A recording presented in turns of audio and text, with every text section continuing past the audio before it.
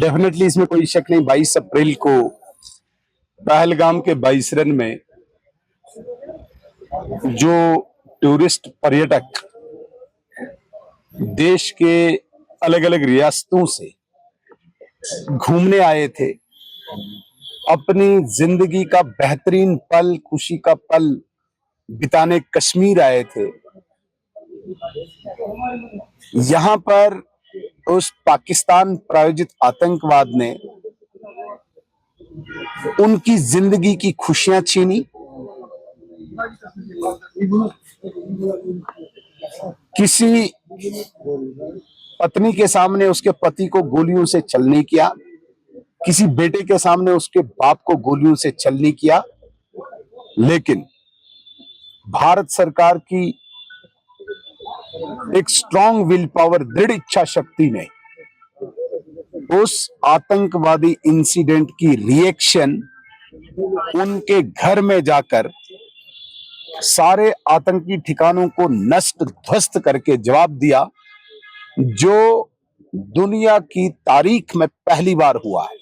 ऐसा कभी नहीं हुआ है कि किसी टेरर इंसिडेंट की रिएक्शन में उस टेरर पूरे नेटवर्क को, टेरर की फैक्ट्री को ही निशाना बनाना। ये सिर्फ और सिर्फ मोदी सरकार की एक स्ट्रांग विल पावर और भारतीय सेना, भारतीय वायुसेना, इंडियन एयरफोर्स का शौर्य है जो एक करके दिखाया। लेकिन पाकिस्तान हमेशा ही सिविलियन को निशाना बनाता है। उसे हिम्मत नहीं है हमारी सेना के सामने लड़ने की, और सिविलियन एरियाज को निशाना बना के बॉर्डर एरियाज में भारी गोलाबारी, शेलिंग करके कुछ नुकसान सिविलियन स्ट्रक्चर्स का और जानी माली हुआ।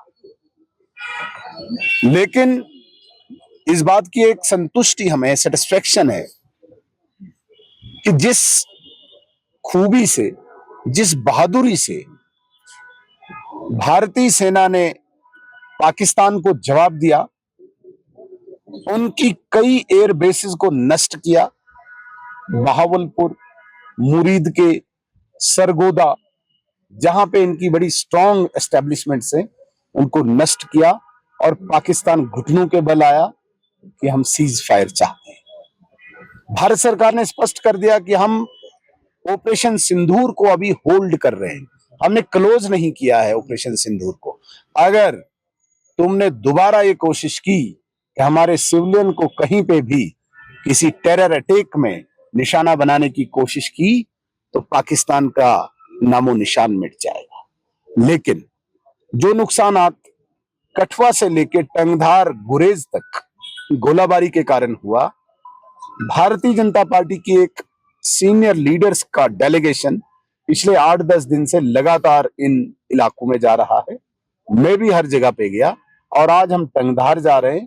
हम देख रहे हैं कि लोग किस प्रकार से इस मुसीबत का सामना कर रहे हैं।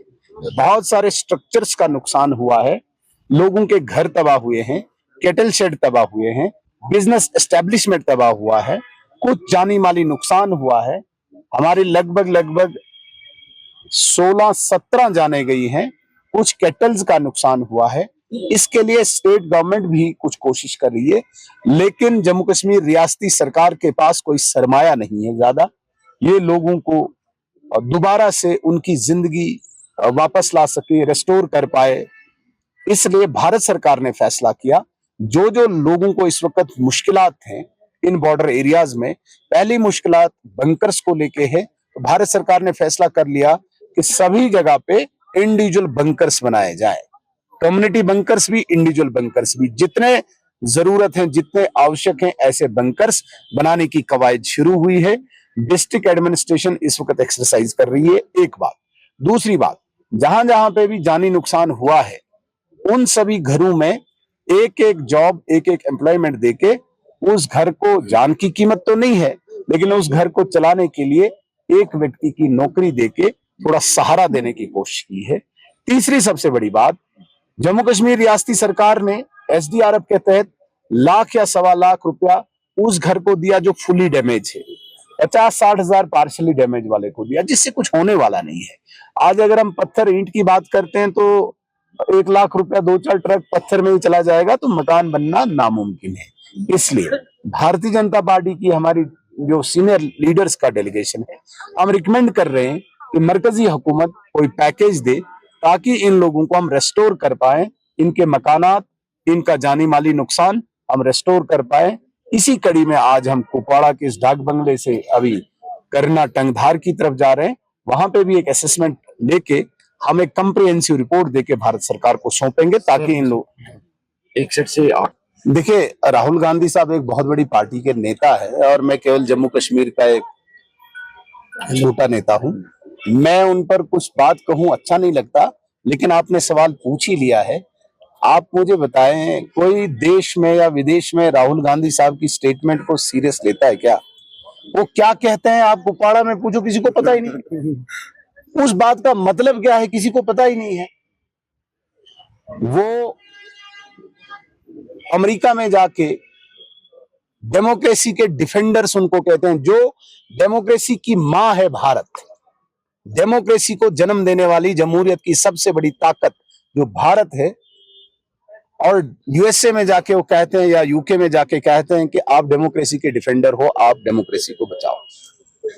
अब उस व्यक्ति से आप क्या एक्सपेक्ट कर सकते हो? इसलिए तमाम लोग, चाहे हमें वोट दे न दें, एक बात मैं स्पष्ट करना चाहता हूं, जो लोग हमें वोट भी नहीं देते हैं उनको भी उम्मीद नरेंद्र मोदी जी से। बिल्कुल सही बात, ये आप स्पष्ट करना चाहता हूं। किसी भी पार्टी से, किसी भी धर्म मजहब से ताल्लुक रख रहा हो, बाकी चीजों से इख्तलाफात हो उसको, लेकिन उम्मीद नरेंद्र मोदी जी से है। कोई भी यहाँ पे मुश्किलात, समस्या, परेशानी इस हिंदुस्तान में आए, मोदी साहब से ही उनको उम्मीदें हैं, एक्सपेक्टेशन है। सर, आज बतौर एमएलए आप यहाँ की पावर्स डिफाइंड हैं पूरे देश में। इस वक्त अगर 8 यूनियन टेरिटरीज हैं, सबकी पावर्स डिफाइंड है। जम्मू कश्मीर के लिए कोई अलग किताब नहीं बनी है, ऐसा नहीं है। जब यूटी बनी तो सबको पता है क्या पावर्स होती है। फिर उमर अब्दुल्ला साहब से पूछना चाहिए था, आपने तो बताया था जब तक ये रियासत नहीं बनेगी तब तक मैं चुनाव नहीं लड़ूंगा। अगर आपको पावर्स पता थी तो चुनाव ही नहीं लड़ना था, सबको पता था। अब आप पावर्स कौन सी ढूंढ रहे हैं? जो है वो तो है। अगर आपको किसी दूसरी अपोजिशन की पार्टी को नुकसान पहुंचाना है, मेरे साथ कोई छोटा मुलाजम चलेगा, उसको ट्रांसफर करने के लिए तो आपको पास पावर है, आपको फंडिंग की पावर है, आपको हर चीज की पावर है। आपने डॉक्टर्स ट्रांसफर किए, प्रिंसिपल्स ट्रांसफर किए, इंजीनियर्स ट्रांसफर किए, आपने क्या नहीं ट्रांसफर किया, सब आपके हाथ में है। जहां पे आप फंडिंग देना चाहे आप देंगे और कोई देगा नहीं।